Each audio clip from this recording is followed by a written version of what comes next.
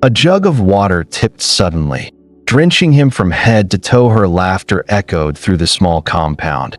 Sharp and cruel, he shivered, anger rising, but he stayed silent, his hands trembling. Chinedu was a quiet 12-year-old boy with bright brown eyes and a thin frame who wore torn school clothes that never seemed to fit perfectly.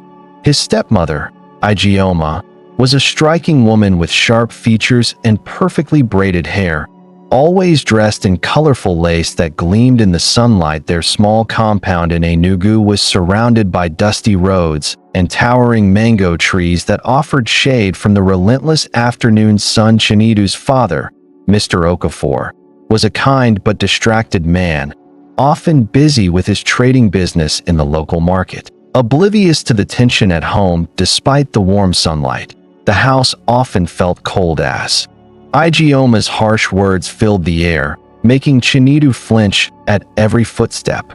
Chinedu's best friend, Emeka, lived next door and often watched from afar, wishing he could help, but fearing Ijeoma's wrath in the mornings. Chinedu walked barefoot to school, carrying his old worn-out bag, silently hoping today would be different from yesterday. But beneath the laughter and ordinary routines, a shadow of cruelty lingered, threatening to spill over at any moment. That afternoon, Ijeoma shouted at Chinedu for spilling water while fetching yams, her voice sharp like broken glass cutting through the small kitchen, making him freeze in fear and shame. His heart pounding wildly against his chest, she grabbed the nearest bucket and poured it over him without warning, drenching him completely, while laughter escaped her lips, echoing cruelly across the compound, leaving him shivering and humiliated, unable to speak or defend himself against her relentless anger. His small hands clenched into fists as he tried to wipe the water from his eyes, feeling a deep ache of injustice, wishing his father would notice the torment and finally stand up to Ijeoma's cruelty. Neighbors peered curiously from behind fences, whispering to each other, yet no one dared step in, leaving Chinedu feeling isolated, trapped, and powerless, the weight of humiliation pressing heavily on his young shoulders.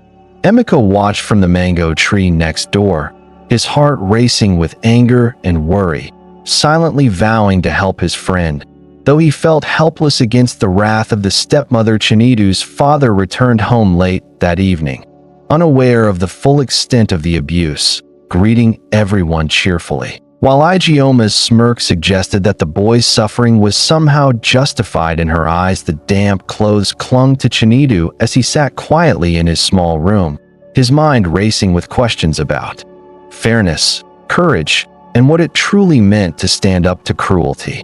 That night, he lay awake, listening to the creaking house, the dripping water in the yard, and his own pounding heart, realizing that something inside him had begun to stir, a quiet determination waiting to rise the next morning. Ijeoma's eyes gleamed with mischief as she handed Chinedu a plate of burnt yam, mocking him silently with every bite, her laughter like sharp knives cutting through his fragile courage. He tried to eat quietly, but the taste of bitterness lingered, reminding him of yesterday's humiliation, and every spoonful felt like a punishment meant to break his spirit completely. At school, Emeka noticed Chinedu's soggy sleeves and sad eyes, whispering urgently, "You can't let her treat you like this forever." But Chinedu only shook his head, unsure of what he could possibly do back home. Ijeoma devised new tasks that seemed endless, making him scrub the floor with sand and water, while she watched with cruel delight, praising only her own imagined perfection. Chinedu's small arms ached, his knees scraped and bruised. Yet he continued, swallowing tears, fearing that any protest would bring even harsher punishment and deeper shame upon him. One afternoon, he tried to sneak into the kitchen to fetch water for the cooking pot, but Ijeoma caught him, her hands gripping his shoulders tightly, shaking him violently while shouting insults that burned like fire. Even his father's distant voice calling for dinner seemed unable to stop the cruelty, leaving Chinedu trembling, feeling the heavy weight of injustice pressing down relentlessly from every corner of the house. As night fell, he sat on the worn mat in his room, exhausted, humiliated, yet a small spark of defiance flickered inside him, refusing to be fully extinguished by the relentless torment. Chinedu's heart raced as Ijeoma demanded he carry a bucket of water from the well, her voice sharp and unforgiving, warning that failure would mean punishment far worse than yesterday's soaking, leaving him trembling with dread. He stumbled along the dusty path, his arms straining under the heavy load, while Emeka watched helplessly from behind the fence, wishing he could do more than just shout words of encouragement across the yard. When he returned, Ijeoma grabbed the water and poured it over him again, laughter echoing cruelly, while he stood shivering, teeth chattering, feeling the weight of fear and humiliation pressing down relentlessly on his small frame. His father entered the compound, calling for Chinedu, unaware of the torment, while Ijeoma smiled innocently, pretending the boy's soaked clothes were just a mistake. Hiding the truth behind a mask of false warmth, Chinedu's spirit began to crack under the relentless cruelty, yet inside him, anger and determination mingled, stirring something he had never felt before, a quiet fire of rebellion that refused to die. At school the next day, Chinedu barely spoke, the humiliation from home lingering like a dark cloud, while classmates noticed the tension in his eyes, whispering among themselves about the boy who seemed both broken and defiant. Even the neighborhood dogs seemed to sense his unease, barking incessantly as he passed, while Ijeoma's sharp eyes followed him relentlessly, waiting for the moment she could punish him again with cruel delight. That evening, as he sat on the edge of his bed, soaking wet from another punishment, a strange calmness settled in his chest, as if the suffering itself had awakened a courage he never knew he possessed. If this story is touching you already, subscribe and stay with us.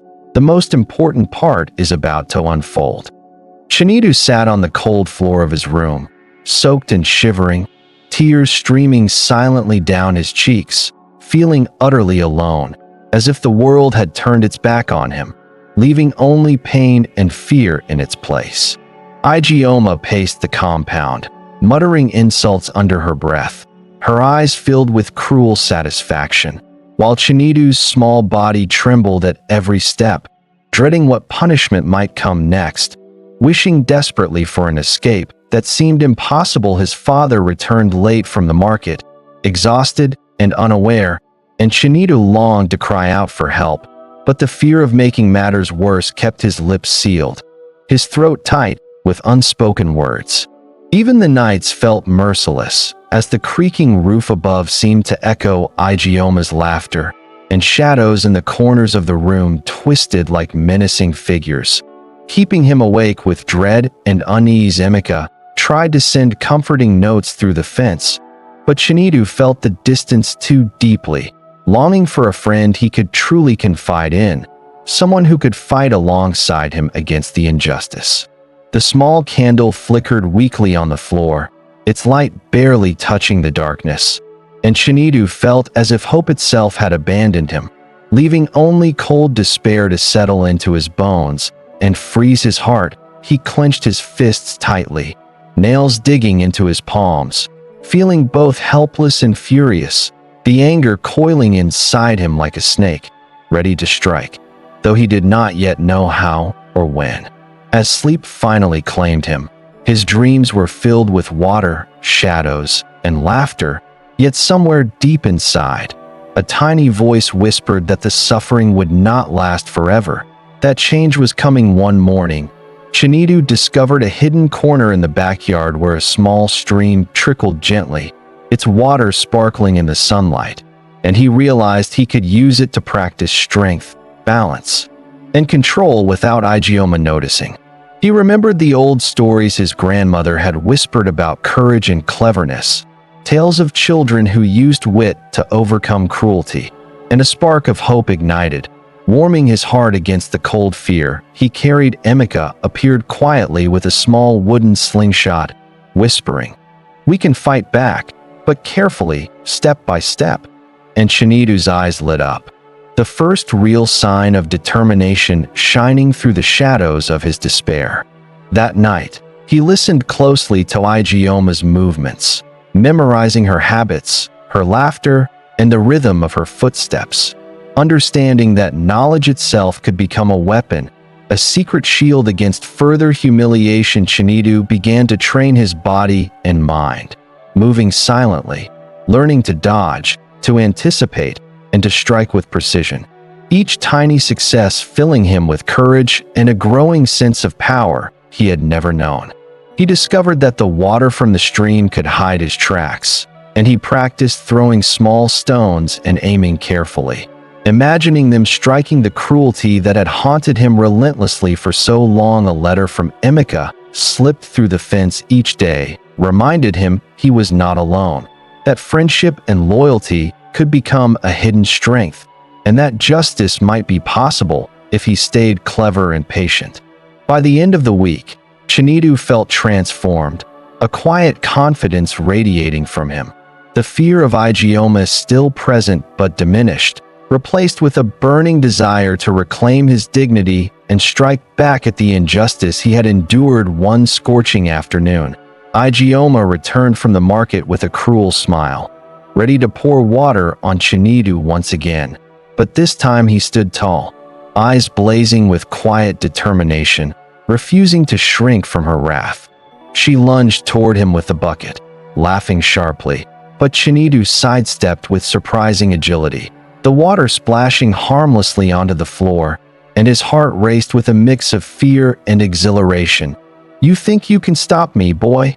she hissed, stepping closer, her fingers twitching, but Chinedu's hands were steady, his small frame radiating unexpected courage that made her hesitate for the first time.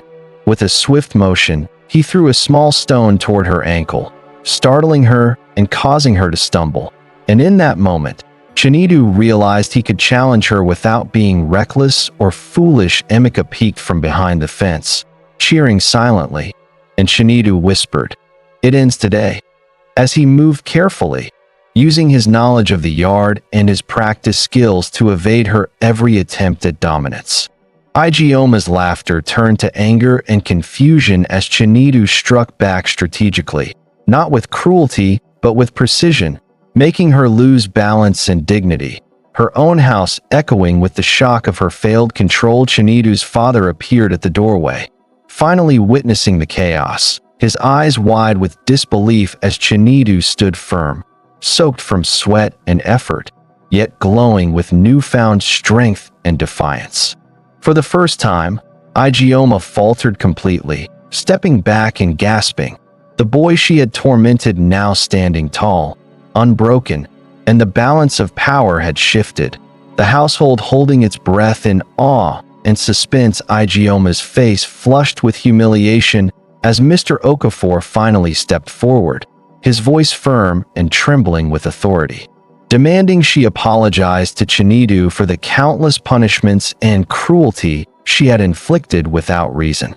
Chinedu stood silently, chest rising and falling with relief, watching Ijeoma bow her head reluctantly, her eyes avoiding his, realizing for the first time that her reign of fear had ended in this small compound. Neighbors peered from behind fences and doors, whispering and nodding, their eyes filled with surprise and admiration for the boy who had endured so much and finally reclaimed his dignity without losing his heart.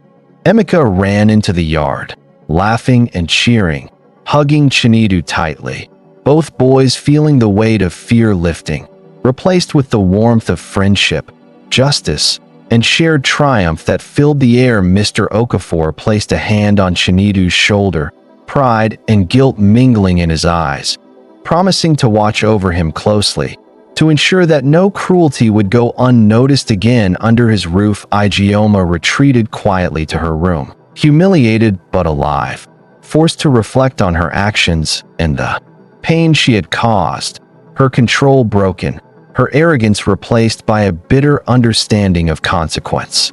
Chinedu felt a gentle breeze on his face, the sun casting warm light across the yard, and for the first time in many weeks, the compound felt safe, peaceful, And free from shadows of fear that evening, laughter returned to the house, small and cautious at first, but growing steadily, echoing through the mango trees and dusty paths, a testament to courage, patience, and the triumph of justice over cruelty. Weeks later, Chinedu walked to school with his head held high, his clothes clean, his spirit lifted, knowing he had faced cruelty and survived. The memory of fear now replaced with quiet confidence and resilience. Emeka ran alongside him, laughing and joking, and Chinedu realized that friendship and loyalty had been as powerful as courage itself, each step a reminder that no one should endure injustice alone. At home, Mr. Okafor made sure the house felt warm and safe, while Ijeoma worked quietly in her room, a changed woman, forced to recognize the consequences of her actions and the value of respect. Chinedu often visited the backyard stream, where he had first discovered his hidden strength, feeling gratitude for the small lessons of patience, observation, and cleverness that had turned the tide in his favor. He learned to stand tall not just in front of cruelty, but in life itself, understanding that courage is not the absence of fear, but the ability to act despite it. And every day became a practice of that truth. The neighbors watched with quiet admiration as Chinedu grew into a boy who carried himself with dignity, never forgetting the suffering he endured, but allowing it to shape him into someone stronger, wiser, and fair. In the evenings, he told stories of small triumphs to other children, never boasting but teaching that resilience, cleverness, and patience could overcome even the harshest of adversities, planting seeds of hope and courage. And as the sun set over the Enugu compound, Chinedu smiled softly, knowing life had tested him, cruelty had tried to break him, but he had emerged stronger, and that is the story he would carry forever, quietly triumphant.